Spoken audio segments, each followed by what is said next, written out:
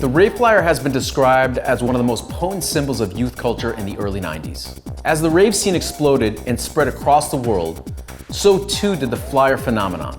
In this episode, we'll explore the world of 90s rave through the artwork and flyers that promoted the parties that united the burgeoning dance music scene sweeping across the US.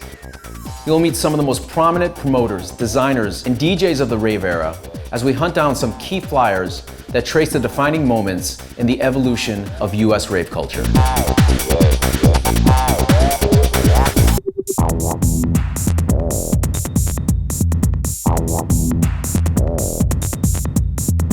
There's one man who's been credited with bringing rave culture to America, New York's own Frankie Bones.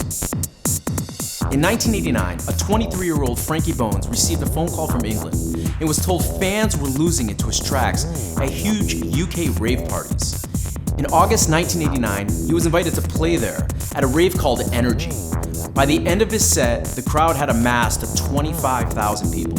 Frankie was determined to take that rave energy back to the US. Alongside his brother and techno producer DJ Adam X and DJ Heather Hart, he threw the first of his legendary storm raves in New York's Flatbush district. Frankly, you've arguably done more for pushing techno and rave music in the United States. When do you believe rave entered the US?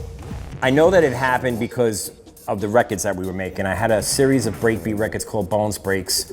The first one sold like 6,000 copies, but the second one, we've noticed, all of a sudden went to 10,000 copies, but another 10,000 copies were going straight to London on their own. And we were like, what is going on? This is like 1988, the summer of 88. I didn't get there till 1989. That was the second Summer of Love. But when we arrived there, it was like full on, like pop culture, rave was like every kid was in a field doing what they do today with festivals, 25,000, 30,000 people. Which is still unheard of numbers back then. Yeah, it was almost like going to Disney World, but you're up there and you're DJing. So I got this whole thing early, and we never heard of this in America. People would say, oh, there was ecstasy in New York before 1990, and I can't, I can't take a poll and say if it was or not, but I know in the streets it wasn't popular. Like the kids didn't really do stuff like that. So we had techno arrive in America, we had this ecstasy drug arrive, and the rave scene arrived kind of all at the same time. And being that I saw it happen in the UK, I figured I was going to come back and do it in New York. It happened pretty quick, once it started going 1991, 92, we had a full blown out scene in New York City. Just like they did in Europe, because we were doing parties like Storm Rave and putting the logos of the labels. I had Richie Horton, we had Casper Pound, he's gone now, but rest in peace. This was an actual album jacket of an Italian record, the Brain with the Straw. And then I would just like hand sketch it out on paper, and then they would design it, for me. So even like the logos, I cut them all out, or they're Xerox and then thrown in. But so this is very DIY. Yeah, pretty much. I mean, just out of curiosity, how many of these flyers were you printing at? 5,000. Frankie, I'm holding up two pretty early Storm Rave flyers here. Did you design these yourself as well? Yeah, these are all, everything that Storm Rave was, I designed. I'd either cake from art books, like this is like, I guess Hercules with the New York skyline. I think this is the first Storm Rave flyer here? Yeah, that's the very first one. We were still like, going into brickyards, and we had this place called the Brickyard. It was a masonry yard, and we cut a hole in the fence and set up our, sound system, and that was the very first Storm Rave, 91. In terms of rave flyers and party flyers, the aesthetic kind of runs the gamut. What aesthetic were you trying to run through with Storm Rave? It was about peace, we were trying to bring peace, using the Atmosphere logo again, but this was the first time we used the Storm Rave logo on the flyer with Atmosphere at a party at a place called The Wave in Staten Island. We were trying to bring people at a party. A lot of gang kids would come and they wouldn't fight. As long as the music was playing the whole time, everybody was, peaceful.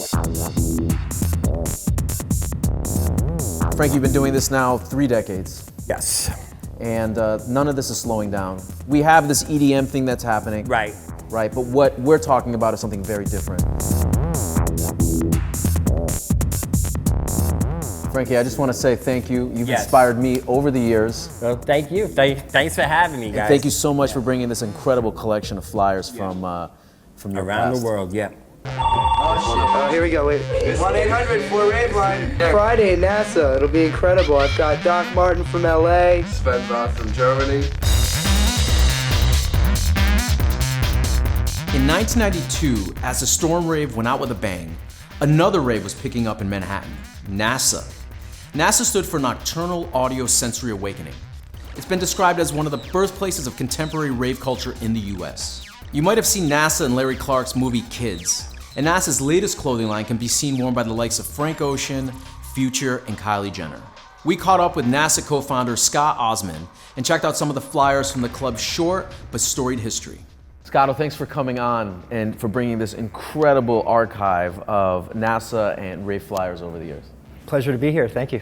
Can you talk about what the vibe was like inside of NASA for people that may not be aware of it? It's really hard to explain. I mean, if you weren't there, it really is intense. It was just sensory overload. So my job as a lighting, production, creative producer is to make you trip without using drugs. And that escapism vibe. So the walls around you disappear and you forget where you are for a minute, and that's the point. Can you talk a little bit about what it was like handing out flyers? Because people may not understand that that's how clubs were promoted back in the day. You had to have your street hustle on. You had to have a distribution team. I had about 50 people with NASA, all kids I was mentoring and they were interning, whatever. They would be out at their schools, their colleges, people they bump into on the street at Washington Square Park while they're skating. And we had distribution teams at nightclubs. So as people were leaving, 12, 1, 2, 3, 4 in the morning, you could hand out the flyers. Because of the competition that you had, and as you said, like you walked out of a club and there was somebody flyering you for the next party.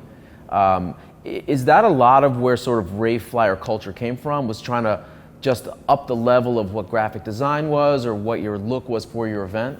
Yeah, I mean, you had to do all of those things to stay competitive. That's one of the beauties of New York, and also the history of nightclubs and the club kids and that whole other, from Studio 54 to the techno birth in the 90s, all of it was competing. And in particular in New York, nightclubs didn't like raves. They wanted to shut them down. So we had to be legal, and so the compromise with NASA in particular was taking the best of the rave and the outlaw and the warehouse vibe and breaking in or whatever it is and getting busted and actually having a legal venue that could be a home. So NASA became like our church, where we could go every Friday and we're going to see those people and interact with our family, our core street family, Scotto, what I assume I have in front of me is a history of NASA parties through the flyers themselves.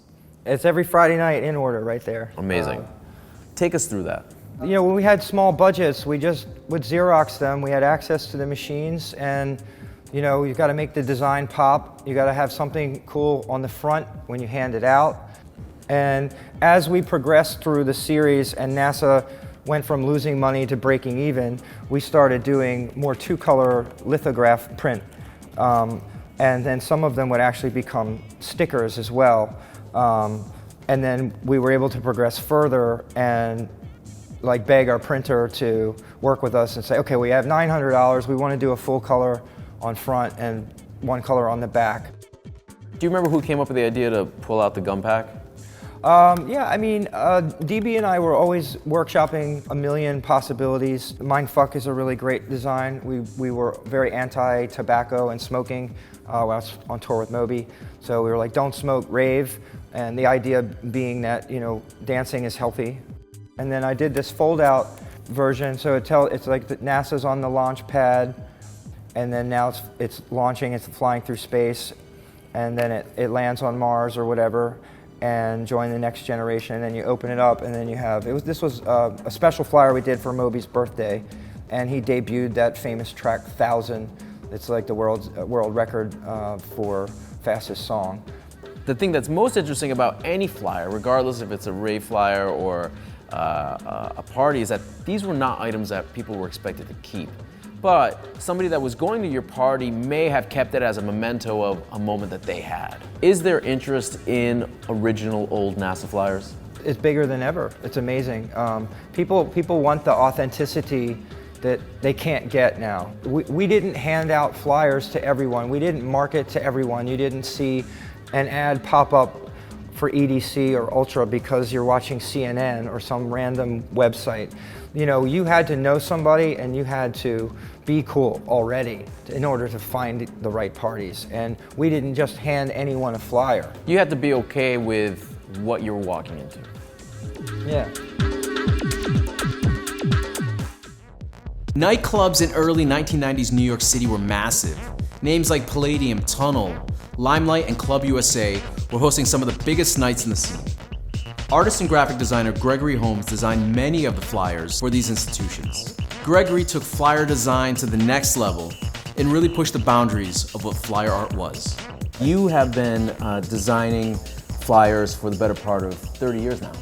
I'm not big on enumeration, but you could do that if you want. You were the guy that a lot of people turn to and still do turn to for that.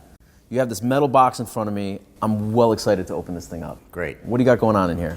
Bunch of stuff, couple of handfuls.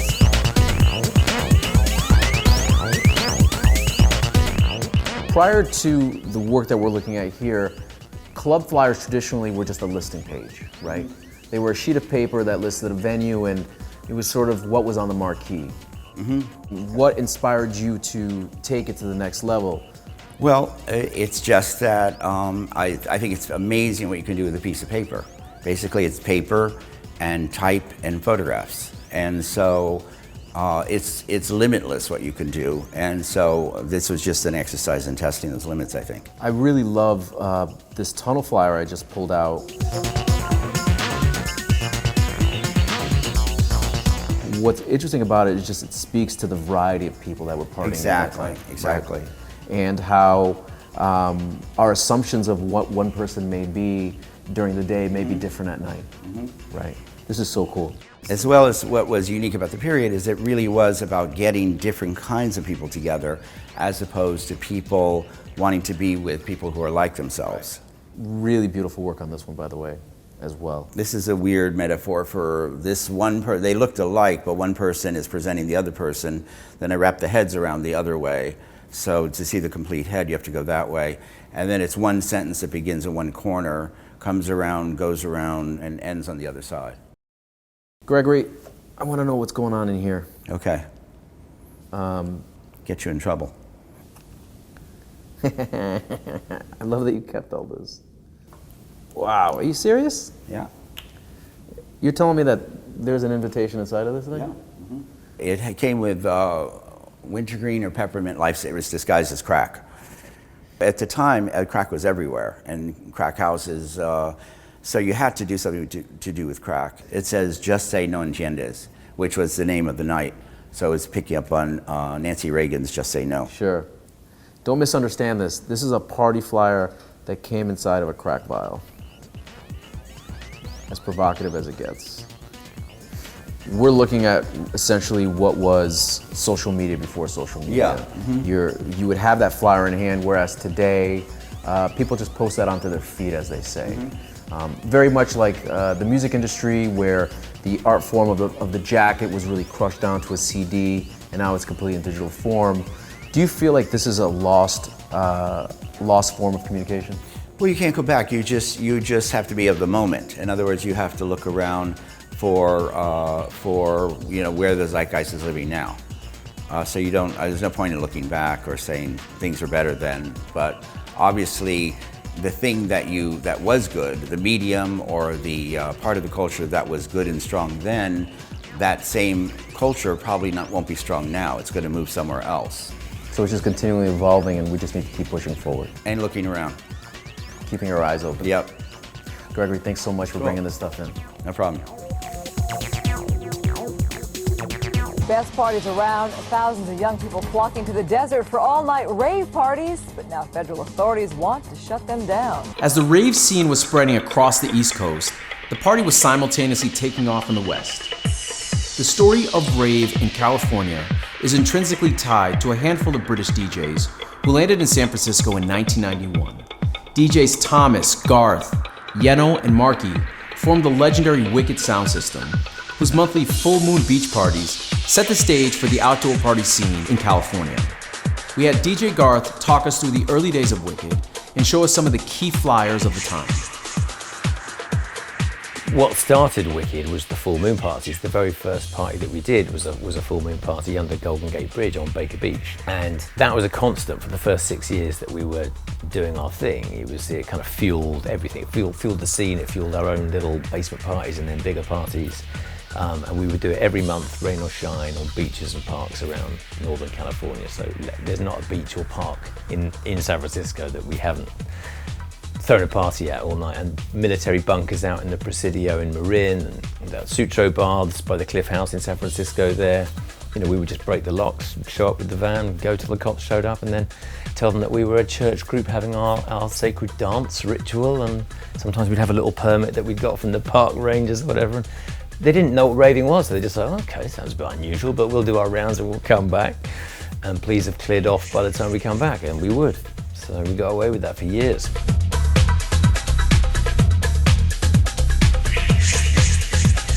We just took what we knew. Like Yena was one of our DJs, had thrown an anarchist squat party in London called Whoosh for a couple of years. You know, so they knew just to go down to Kinko's and get, like, you know, something like this done.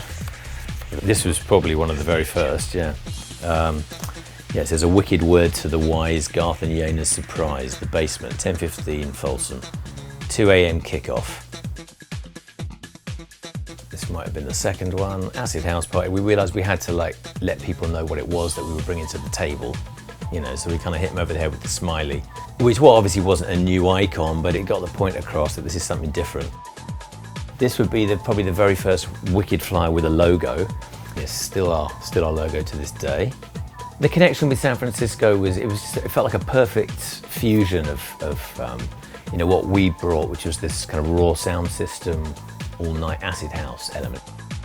The history with Timothy Leary here, and, you know, Anton Wilson and some of those writers and stuff that would still come into San Francisco and give talks, and then there's, you know, or they'd show up at that bookshop in North Beach, City Lights, you know, that was very psychedelic and very conscious.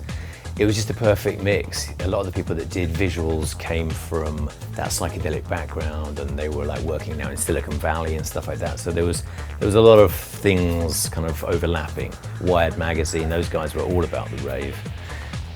You know, they thought it was, you know, going to change the world on some techno level.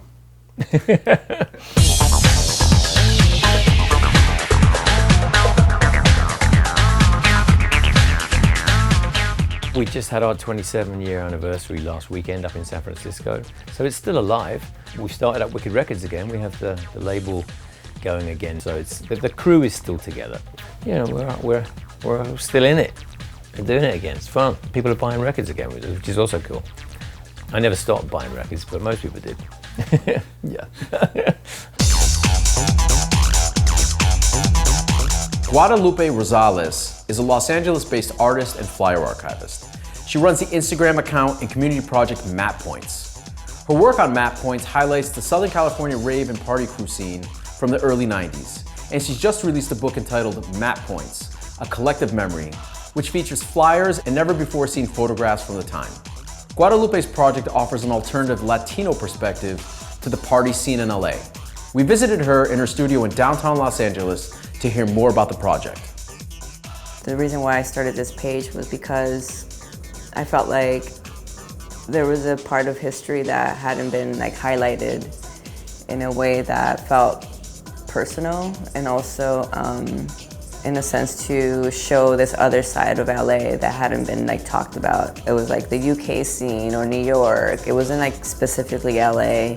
And the photos that I found were mostly, like, white folks, you know, like at raves and, like, taking ecstasy and stuff. And, like, I don't know if that is something that I saw it, but I don't think that was, like, how I was, like, I couldn't really, like, relate to that, you know. So I started a page because I felt like this style was so, like, the things that I saw and that I experienced were so unique, you know, like these, like, raver kids, like, that who were, like, Chicano, you know, listening to, like, techno and house music, and that's what I wanted to see. You know, I wanted people to talk about that. So I started Map Pointz for that reason.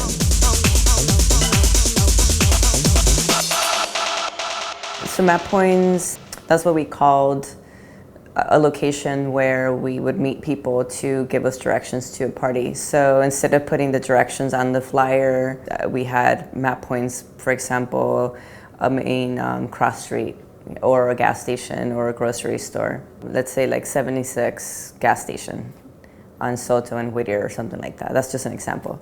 And then people will go there and pay the guy who was there, and he'll hand you the directions to the party.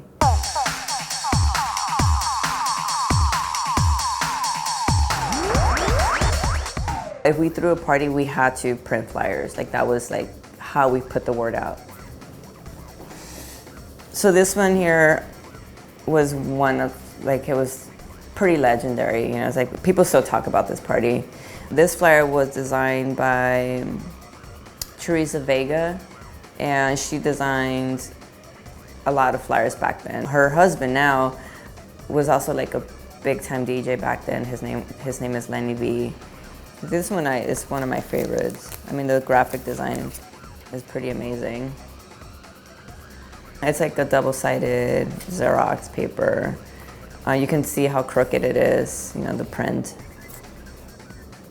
People are like really excited to donate, you know, because they're like, you'll probably take care of this better than I have. Because I mean, all these flyers have been sitting in someone's garage or someone's like parents' garage or something, you know. But then there are also people who starting to understand and see the importance of the history. So now they want to hold on to the material, or now they're going to their storage spaces or garage and like rethinking about this in a different way. You know, like instead of being like, I'm just gonna like not care about it. Or there are also people who don't want to talk about it because they were like teenagers and they probably did bad stuff. You know, but it's also like, they're realizing that we're just teenagers, you know, like we're just living life at that time. So it's also really nice to see that this material is also reframing the history. This was our way of being teenagers. Nobody embodies the Los Angeles scene more than Rick Klotz. Rick started out as a rave kid, designing flyers for LA's biggest warehouse parties in the early 90s. We caught up with Rick to discuss how his early flyer work developed into his hugely influential streetwear brand, FreshJive, and how that informs his current work as creative director of Insomniac, who launched their collection Spring 2019. I'd been working doing installations for some of these promoters in the mid to late 80s. And when I was in art school, that's when they set up a computer lab with Apple Macintoshes. And I got really into it, and I went back those years to the promoters that I'd known, and I would say to them, hey, I got this new thing. It's called an Apple Macintosh, and I can design your invitations and party flyers in one night. I would just get on the computer and do my best at designing these flyers, and I actually think that a lot of the graphics are terribly horrible, but it seems like they were a part of this history of this culture.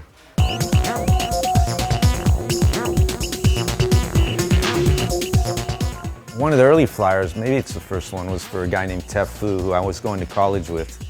He started a party called Lost Angels of Love and Ecstasy, and that was one of the early flyers that I did. Another flyer that was a big kickoff to flyer design was a flyer for Steve Levy, who was a big promoter that went on to start Moonshine Records and stuff, and that was this flyer called Truth. Most of the flyers were raves, but there was a few that was hip hop or funk. You know, Matt Robinson did a club called Flavor, and this was a design of like the ingredients of the club. So when I would design a flyer, on the back, I'd put FreshJive graphics, just to note who designed it. So I almost started my own social media advertising.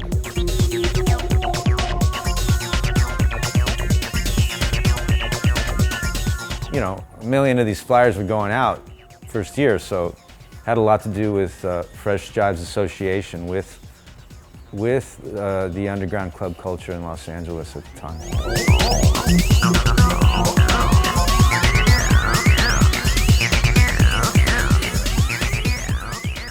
Flyers have become more than just a piece of paper. It's a piece of history, a tangible memento of the subcultural experiences that have shaped many of today's most creative minds.